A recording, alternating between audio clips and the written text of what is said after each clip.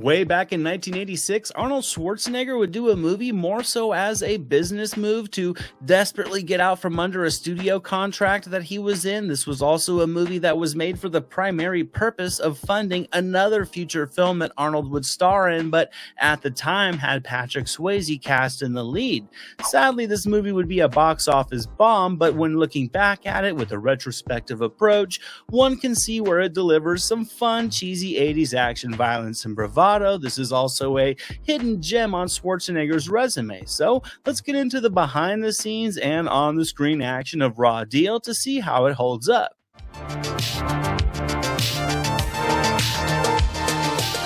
What's happening out there, guys? Thank you as always for stopping by the channel. If you are new here, welcome to the channel. I'm Anthony DeJoya and this is Movies Never Say Die, your home for 80s and 90s retro movie content. Consider liking this video if you enjoy it and hit that subscribe button if you like the content so you can keep up to date with all my new videos when they are released. Now, today's movie is Raw Deal, and as I said, it's a bit of an understated movie on Arnold's early 80s resume. Now, at this point, back in '86, Arnold, you could say, was certainly a well-known action star, but he wasn't quite yet that global icon. He captured the world's attention with The Terminator in '84. He also starred in Conan the Barbarian in '82, then Conan the Destroyer in '84. He played sort of a knockoff Conan in '85's Red Sonja, and that same year he would star in Commando, which is essentially his answer to Stallone's Rambo. This would be really the first film where Arnold would be given some denser dialogue.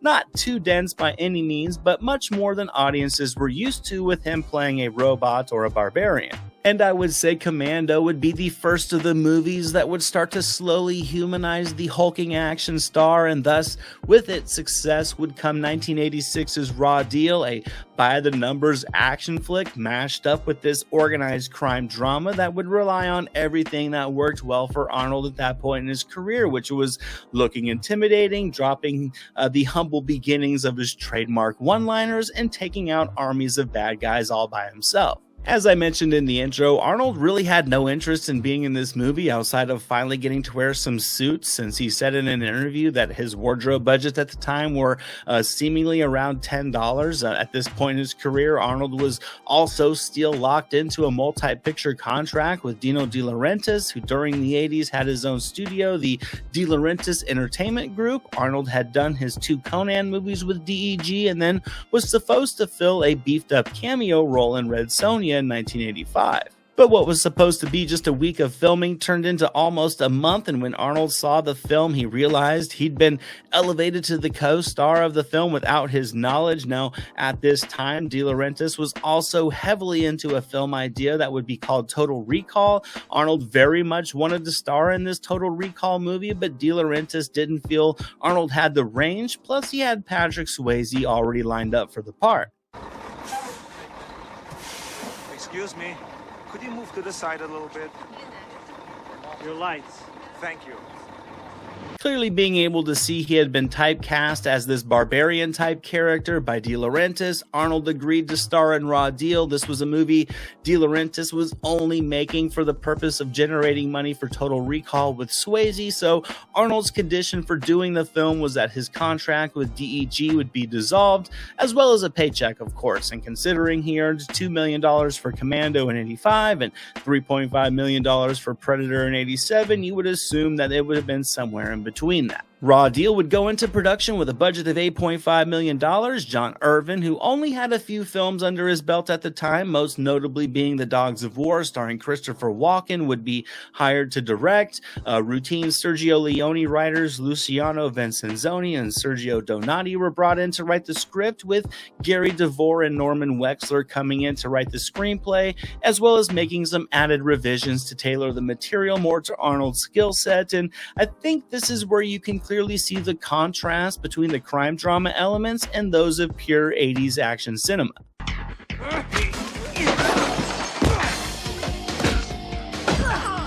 Production went relatively smooth. Filming would last from October to December of '85 throughout parts of Chicago, North Carolina, and Tennessee. Other working titles for this movie were Let's Make a Deal and Triple Identity, but ultimately Raw Deal was chosen since it sounded more like a standard action movie, and once completed, Raw Deal would hit in over 1,700 theaters across the US, and it would pull in $5.4 million to land in the number 2 spot its opening weekend between Top Gun, which was sitting at number 1 in its 4th week, and of course Stallone's Cobra, which was sitting in the number 3 position in its 3rd week. Unfortunately, though, the film would only pull in $16.2 million in the States, and Raw Deal would not be that moneymaker De Laurentiis hoped it would be. Soon after this film, he would file for bankruptcy. Many of the IP properties that were in process under the DEG umbrella would be sold off to Carolco, including Total Recall, which we all know Arnold would later go on to star in.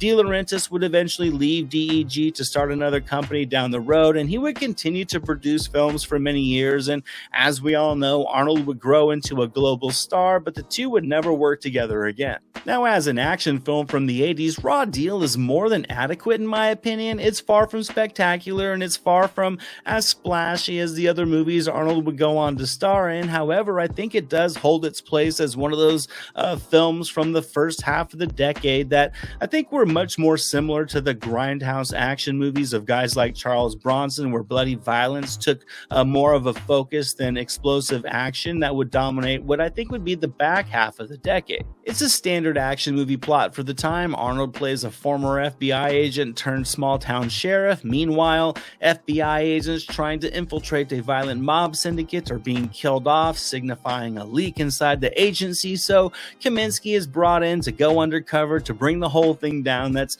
essentially the gist of it. There are more plot threads here, but to be honest, the story overall is a bit messy, and it's filled with a few too many holes to be a compelling crime drama, yet it lays more than enough substance for a straight-up fun action flick.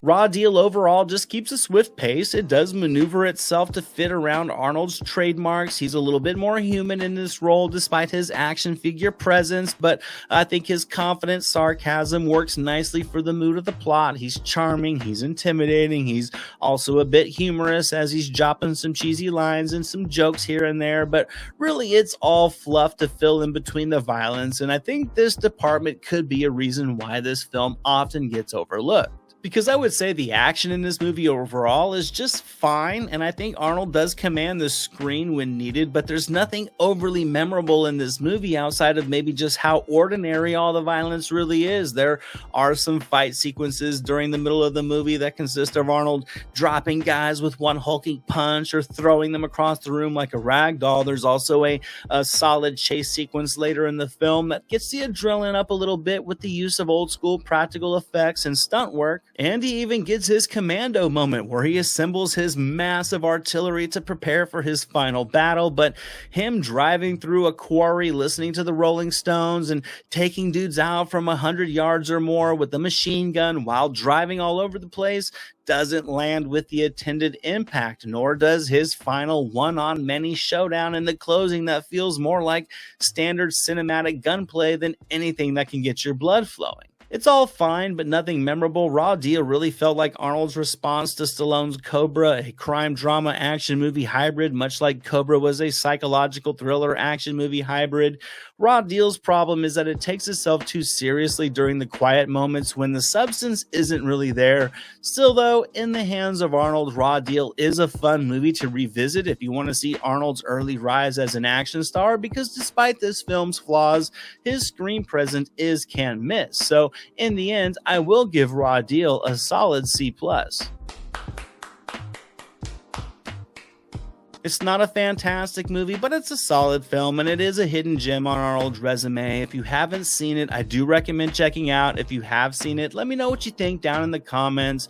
As always, guys, thank you all so much for watching. I greatly appreciate you. I will see you all in my next video, and until then, movies never say die. This is Jack Burton in the Pork Chop Express, and I'm talking to whoever's listening out there. Flag of war. You gotta become war. I suppose we have to register you as a lethal weapon. You trying to say Jesus Christ can't hit a curveball?